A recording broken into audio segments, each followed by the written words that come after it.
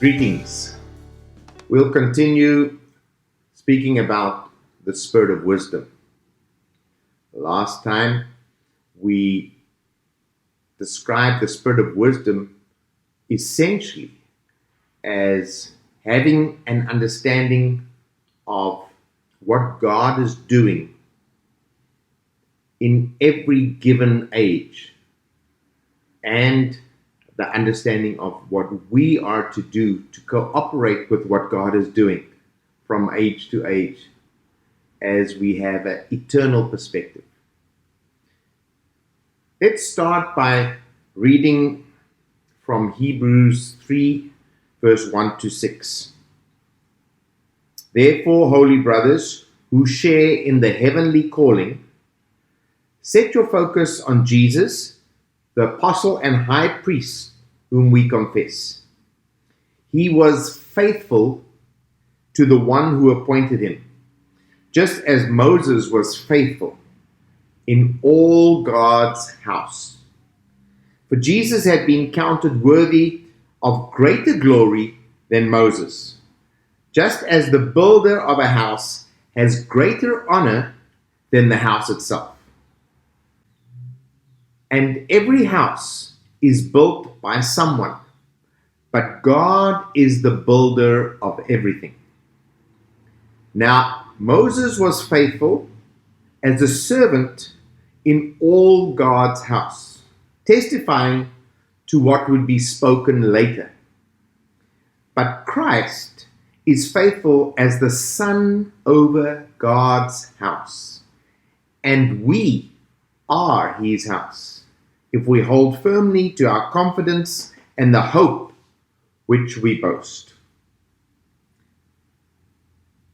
Let's just read one more passage of scripture, one that is somewhat familiar to you. Proverbs 24, verse 3.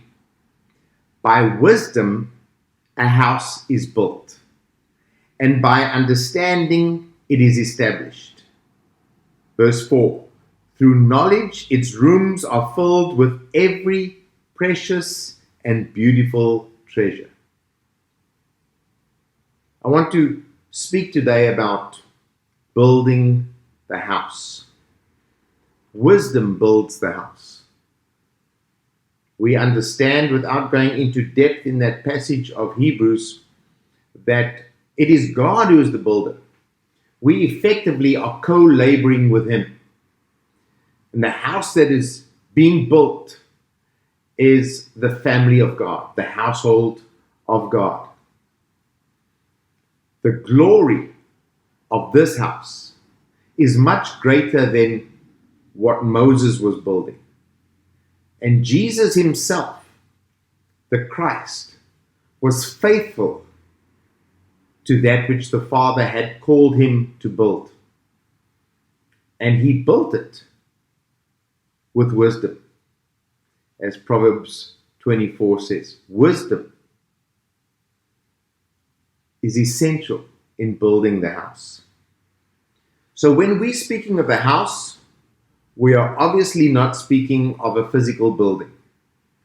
And even though so many that are still caught up in institutions would continuously say, we know that we are the church and the building is not the church, yet they cannot refer to anything other than this place being where they find their identity, and building this place and the gathering place that they build and the ministry that they build. That's not what God's called us to do. He's not called us to build a ministry. He's not called us to build anything but be involved in what he's building. And he is building his household. If you ever get confused, just add the word hold to the end of house. The household of God is the family of God. It's his sons throughout all generations. We spoke last time of wisdom being an understanding of what God is doing in every generation. building the house of God is an understanding that it is his sons throughout generations. From when God first, in seed form, Adam was the seed of that which would become the fulfillment as the Son of God. But right up to the culmination of all that God had intended, all of the sons of God that are assembled into the corporate spirit of Christ, all of that is his house. And all of creation is established to accommodate God's house, God's family. Even after we die, we will continue to exist for the completion of what God determined for his family.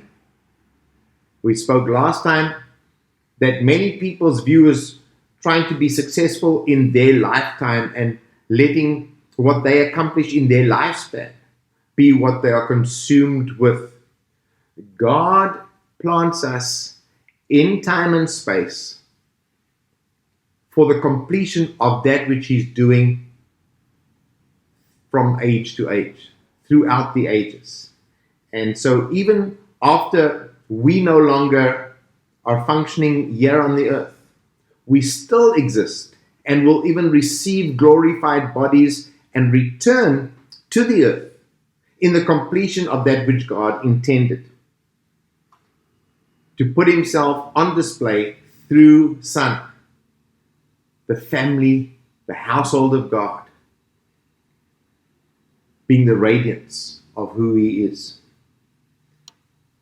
Now, to build a house, of course, you need a plan. You need the blueprints. You need the pattern by which to build. If we are building the house of God, if we are co-laborers with Christ in this intention of God, we need to have the pattern. And the pattern needs to be received from where God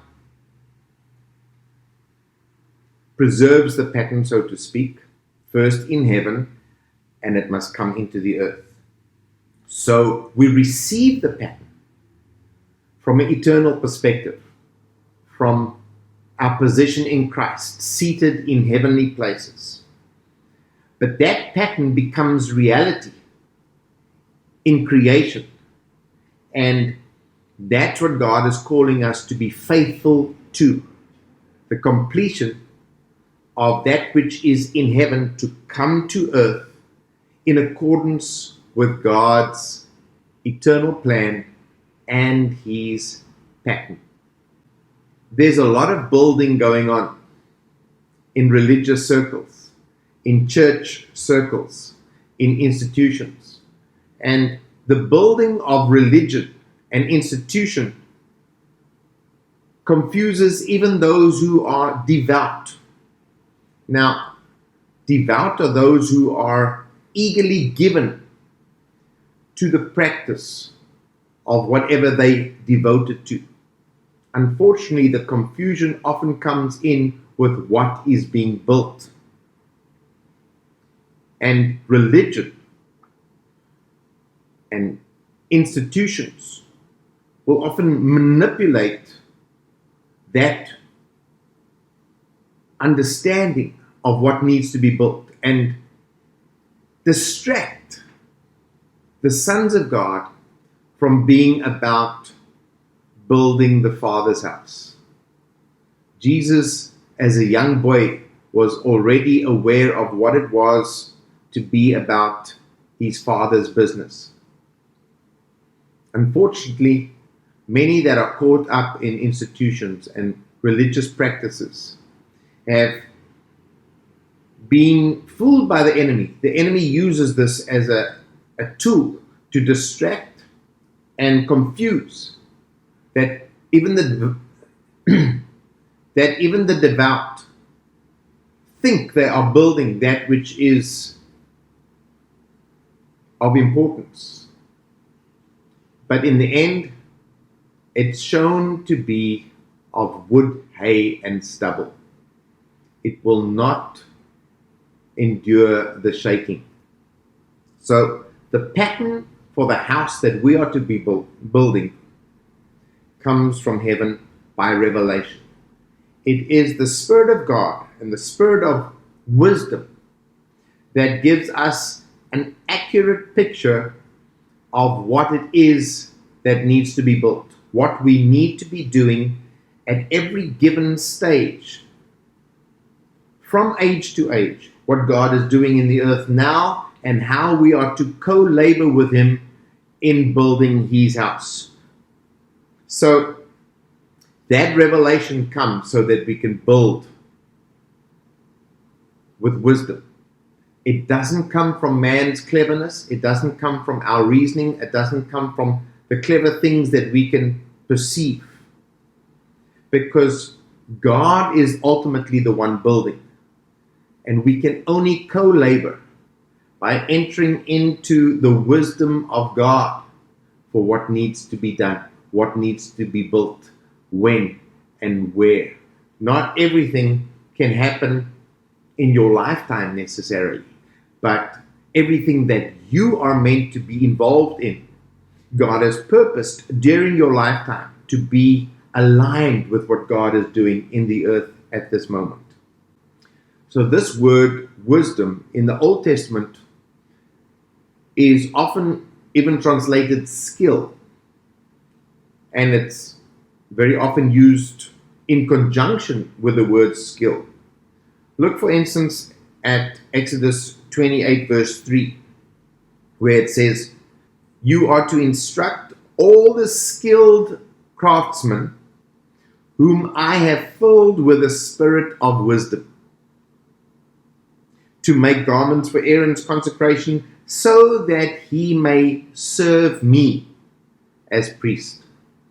So we see the skill and ability to be skillful in what you are called to do as a co-laborer with Christ.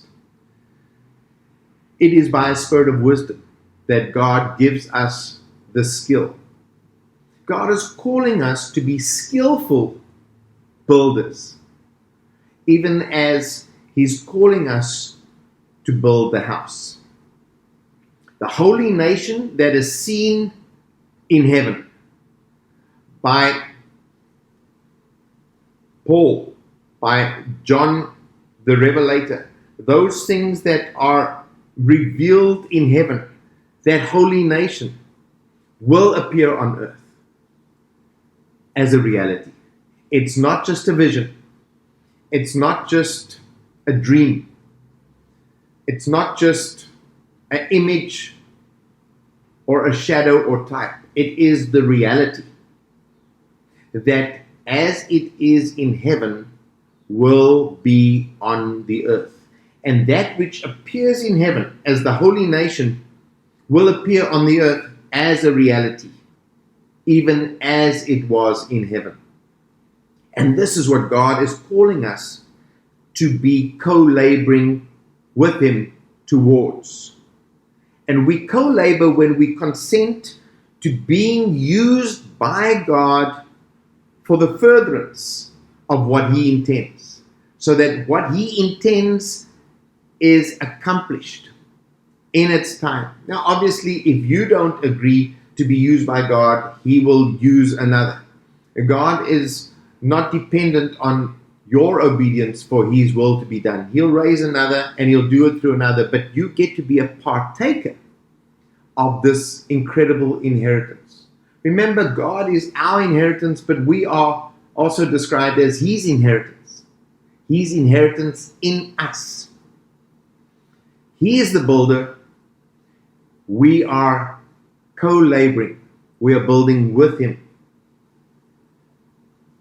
Unfortunately, many have been putting in a lot of effort in building, but what they're building is not what God is doing.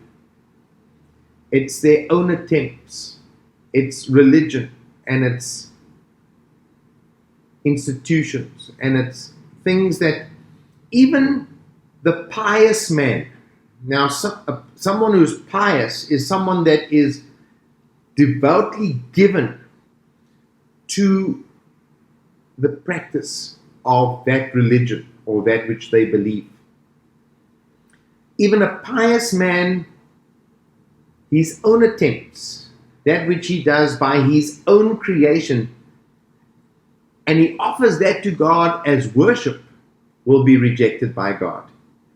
Even as Cain's offering as worship to God was rejected. It was his attempt of what he can produce out of his own efforts. Look how I've tilled the soil. Look how I've developed this and I've grown that. My gardens and my things. And when he offers that, his own attempts to God as worship, God rejects it. And religious devotion of our own efforts and our own ideas of what we can offer to God as worship will not produce the will of God on the earth. Only obedience to his will, which comes by revelation, by the Spirit of God, and the Spirit of wisdom, makes it clear what God is doing and what we are to co-labor with in building. Only that can produce the will of God on the earth.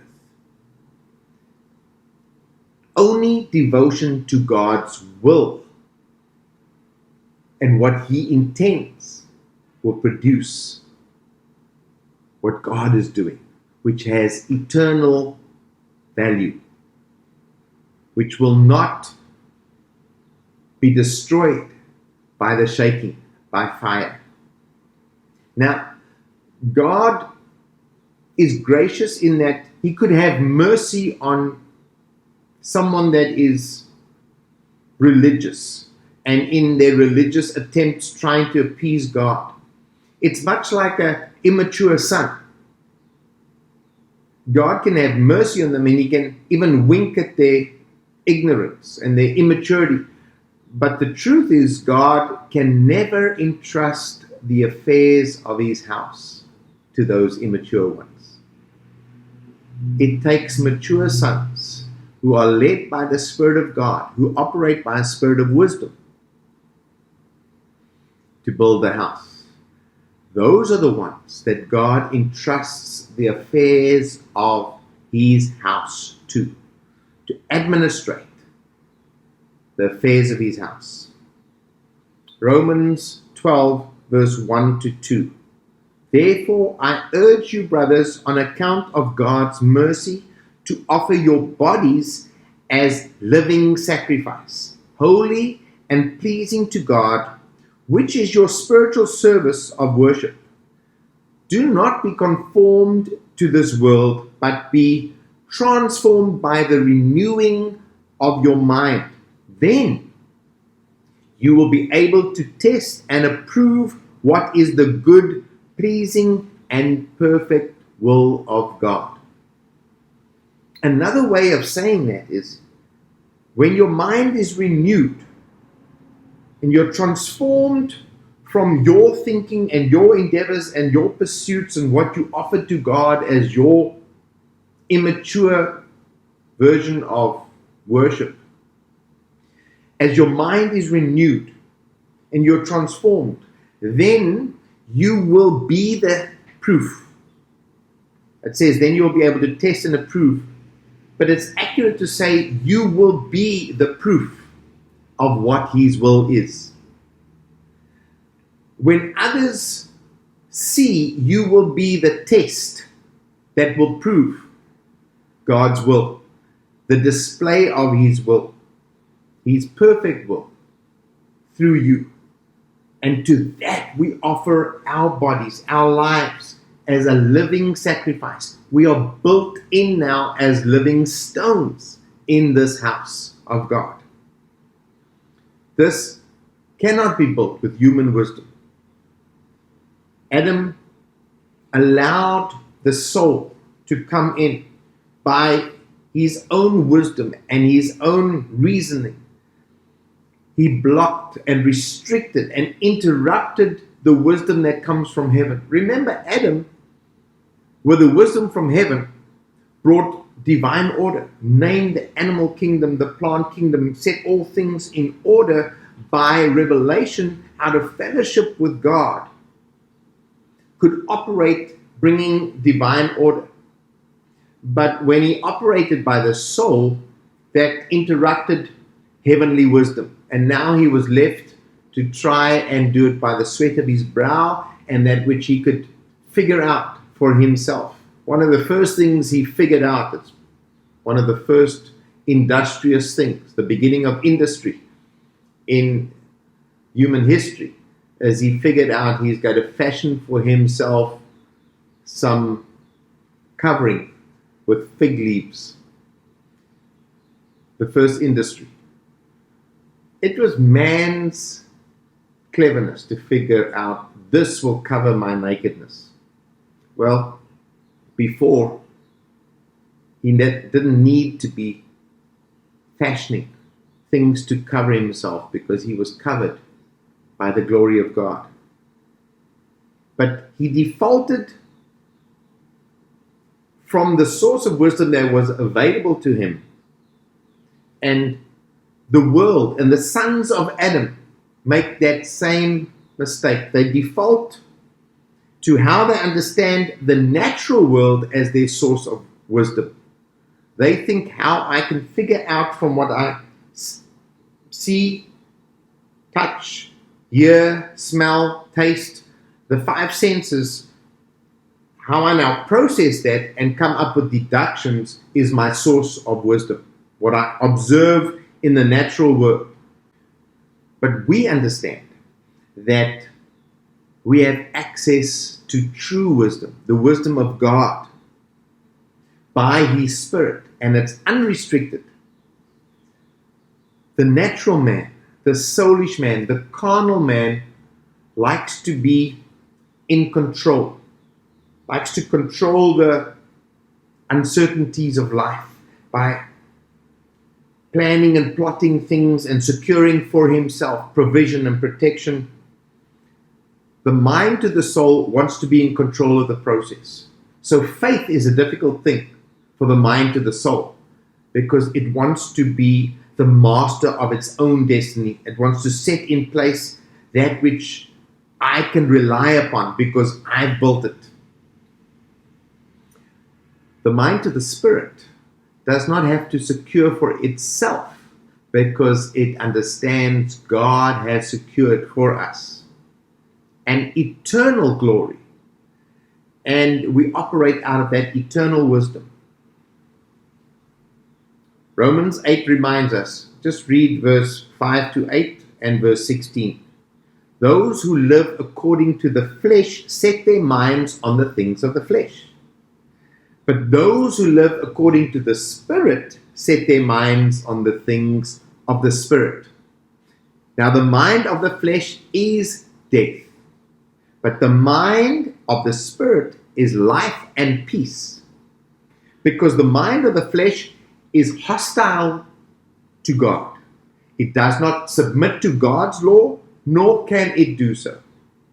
Those controlled by the flesh cannot please God. That's clear enough. Verse 16 goes on to say, the Spirit Himself testifies with our spirit that we are God's sons, that we are the children of God. Now this is how it works. Those who are born of God, born of His Spirit, His Spirit testifies with our spirits that we are sons of God, born of His Spirit. We have the privilege of living by the Spirit, with a mind to the Spirit. Those who are not born of the Spirit, those who refuse to live by the Spirit of God, who would rather do it in their own strength, in their own understanding, in their own reasoning, even by the traditions of men, they have set aside the wisdom that is available to them by the Spirit of God, and they've pursued that which they can control for their own outcomes, but it is hostile towards God. It is hostile towards that which God is doing in the earth. It cannot please God. But as sons, we have access to the Spirit of God who reveals truth from, as we said last time, an eternal perspective. We have an eternal point of view by which we have access to wisdom that will translate into every natural environment that we find ourselves in. Every natural condition, situation, and environment that you find yourself in is not for you to try and survive in. It is for you to put on display the glory of God and be a part of that which God is doing in the earth. And the reason He put you there is because there's something He's doing in and through you for His glory. Now, He will give you wisdom as to what to do in that environment, but that wisdom is not for you to survive. It is for you to function by the glory, by the economy that is available to you, the economy of heaven. So yes, there is wisdom for what to do. For every temptation, He'll give you the way of escape. He always shows you what to do so that you are more than an overcomer. But it's not for your survival. It's not for your comfort. It's not for your agenda. It's not so that God will bless your plans and has a plan just for your life. No. It's because you are involved in what He's doing. There will be ample supply. There'll be ample provision. There'll be ample protection. There'll be joy, peace, as we live as sons of God righteously. And so wisdom by the Spirit of God allows us to take part in what God is doing and in His timing in every epoch in history, in every age that we find ourselves and every season that we find ourselves in. For this, there needs to be a renewing of our mind. And that renewing of the mind includes detaching ourselves from religious traditions that has paraded itself as the will of God. And we've become very often attached to those traditions, ways of doing things because religion and the institutions have said this is God's will and this is how you must do it. And it's become the way we function, not by wisdom, but by traditions of men. And the soul tends to like traditions because it's another way the soul can control the outcome. If you can master those traditions, if you can obey those set of rules, you can actually control then your circumstances, you think, to limit uncertainties. But sonship is not survival. Sonship is by relationship. It is by receiving a vision that is informed by the Spirit of God for what we are to do. Religion wants rituals and laws and rules that we can keep in attempt for the soul to stay in control. Then things won't rock the boat and we won't have these uncertainties. We can go along nicely like we've always done this in our traditions, in our religion. We've always done it this way so that we can just stay safe and just bid vir my laat ek het net staande bly as die Here kom. Those things have become all that religion can produce. Some type of security blanket for us so that we don't have to live by faith. That's so uncertain and it scares the soul. Renewing the mind will break the dominance of this thinking, the mind to the soul thinking. Renewing the mind says, I'm letting go of those insecurities of the soul to try and just be in control. And I'm living by faith towards God, submitted to the will of God and the mind of the Spirit. Now I see as He sees, and I'm on an adventure with God, doing mighty exploits. Oh, that's what the righteous are called to do, mighty exploits in God. Not to try and have crusades and campaigns and think we're accomplishing things. that God's not doing. No, mighty exploits for God are the things we do when we align with what God is doing in the earth, and we're receiving wisdom from on high about what we are to be busy with. So let me ask you, what are you building here on earth? The things that you find yourself doing on a daily basis, moment to moment, what are you building? Are you building your own house? Are you building a security for yourself? Are you trying to provide for yourself and protect yourself from all the uncertainties in life? Or are you building the house of God? And by what pattern are you building? Have you received wisdom from on high so that you can build accurately according to the pattern on earth as it is in heaven? Where did you get that pattern from? Was it religion? Was it traditions of men? Or was it by revelation in your spirit of what God is doing? You see, if you build your house, then you're not living in His house. You either build your house or you're building His house. When you build His house, you abide with Him. In my Father's house, there are many rooms. There's accommodation for all the sons of God who are assembled into Christ in the Father's house. So there's no need to be building your own house, to be about anything else but your Father's business.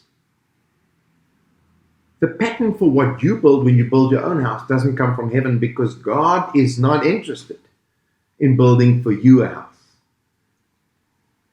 His purpose and plan was always that you be assembled into His house. So Proverbs 4 verse 7 says, in all you do, in all the things that you acquire, in all your getting, get wisdom. Everything that you put your hand to, everything that you try and get in life, receive wisdom from God so that you're building accurately. Whatever you do, you're either building your house or you're building God's house. If you build with God, you'll be secure. If you build your own house, you will have to do it in your own economy.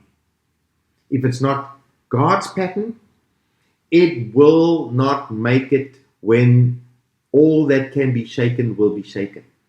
When the fire comes and everything is tested as wood, hay, and stubble, those things you build will not remain. But wisdom is available to us, the spirit of wisdom, so that we can build that which is eternal. For this, we need to change the way we think, not as the world thinks, not as religion has taught us to think, and religious traditions and institutions, but by the Spirit of God. We need to be minded with Christ, a renewed mind. And wisdom comes to separate all that we do so that we understand what has eternal value and we discern what is just temporal, what is wood, hay, and stubble that will be destroyed. Wisdom builds the house. God bless.